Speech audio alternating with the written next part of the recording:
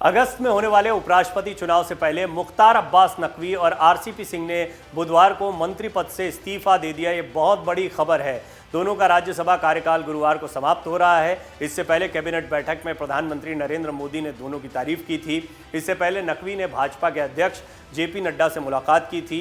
ये मुलाकात ऐसे समय में हुई थी जब केंद्रीय मंत्रिमंडल की बैठक में प्रधानमंत्री नरेंद्र मोदी ने देश और लोगों की सेवा में नकवी और आरसीपी सिंह के योगदान की सराहना की। प्रधानमंत्री की सराहना के बाद से ही अटकलें लगाई जाने लगी थीं कि दोनों मंत्री जल्द ही इस्तीफा दे देंगे। नकवी केंद्र सरकार में अल्पसंख्यक कार्य मंत्री थे और राज्यसभा में भाजपा के उपनेता भी थे। हाल ही में हुए राज्यसभा द्विवार्षिक चुनाव में भाजपा ने उन्हें कहीं से उम्मीदवार नहीं बनाया था।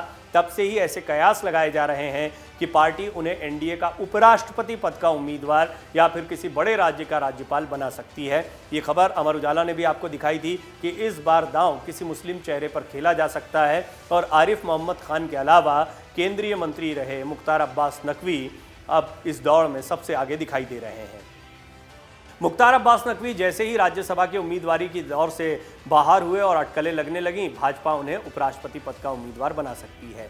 ये अटकलें तब और प्रबल हो गईं जब हालिया रामपुर लोकसभा उपचुनाव में बीजेपी ने नकवी को न उतारकर घनश्याम लोधी को अपना उम्मीदवार बनाया। इससे पहले ये माना जा रहा था कि राज्यसभा में टिकट से वंचित रहे केंद्रीय अल्पसंख्यक मामलों के मंत्री मुख्तार अब्बास नकवी को रामपुर के मैदान से उतारा जा सकता है। उनका क्षेत्र रहा है, पहले भी जीते हैं यहाँ से। राजनीतिक जानकारों का मानना है कि नकवी किसी कारणवश इस उपचुनाव में हार जाते तो उनके राजनीतिक भविष्य पर सवाल खड़े हो जाते, इसलिए वो कोई रिस्क नहीं लेना चाहते थे। मुख्तार के नज़दीकियों के मुताबिक बीजेपी उन्हें उपराष्ट्रपति पद का उम्मीदवार बना सकती है। इस तरह वो भाजपा के अल्पसंख्यक चेहरे के तौर पर प्रमोट होंगे।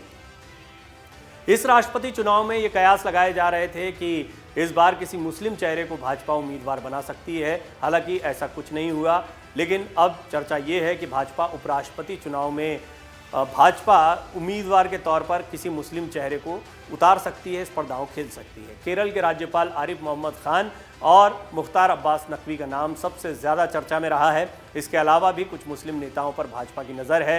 हाल ही में भाजपा की राष्ट्रीय कार्यकारिणी की बैठक में ये भी तय हुआ कि पसमानदा मुसलमानों को पार्टी से जोड़ने का काम किया जाएगा।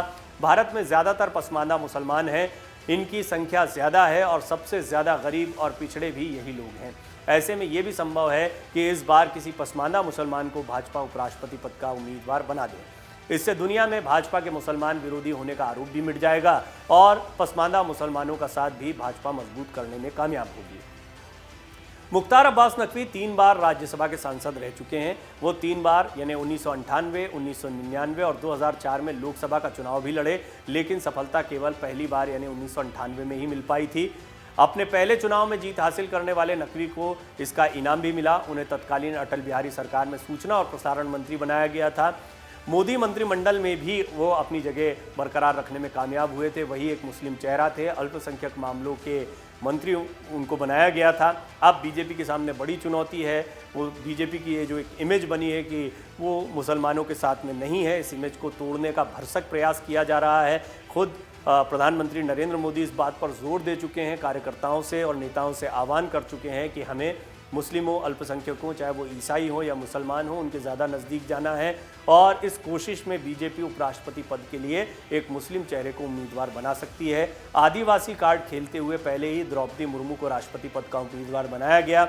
ये इतना बड़ा दांव था कि कई गैर एनडीए दलों को भी सरेंडर करना पड़ा और वो भी द्रौपदी मुर्मू का समर्थन करते दिखाई दे रहे हैं। इस सब के बीच में कुछ ऐसा ही दांव उपराष्ट्रपति पद को लेकर बीजेपी खेल सकती है। हालांकि उपराष्ट्रपति पद के चुनाव में बीजेपी के उम्मीदवार के लिए कोई दिक्कतें नहीं हैं। यूँ द्रौपदी मुर्मू भी काफ़ी मजबूत उम्मीदवार दिखाई दे रही हैं, उनके मुकाबले यशवंत सिन्हा काफ़ी कमज़ोर हैं। लेकिन उपराष्ट्रपति चुनाव का जहां तक सवाल है, वहां बीजेपी एक ऐसी स्थिति में है जहां उसे अपने उम्मीदवार को जितवाने में किसी तरह की दिक्कत पेश नहीं आएगी। तो ये तय माना जा रहा है कि मुख्तार अब्बास नकवी, आरिफ मोहम्मद खान ऐसे किसी चेहरे को बीजेपी उपराष्ट्रपति पद का उम्मीदवार बना सकती है। हालांकि फिर भी इंतज़ार करना होगा, क्योंकि कई बार फैसले चौंकाने वाले होते हैं जिनके बारे में आकलन करना बड़ा मुश्किल हो जाता है, खास तौर पर जब ये फैसला बीजेपी की तरफ से राष्ट्रपति या उपराष्ट्रपति पद के चुनाव का होता है। डाउनलोड करें अमर उजाला ऐप और पाएं खबरें लगातार। अगर आप ये वीडियो YouTube पर देख रहे हैं तो हमारे चैनल को सब्सक्राइब करें और बेल आइकन को दबाना ना भूलें। अगर आप Facebook पर ये वीडियो देख रहे हैं तो हमारे पेज को लाइक करें।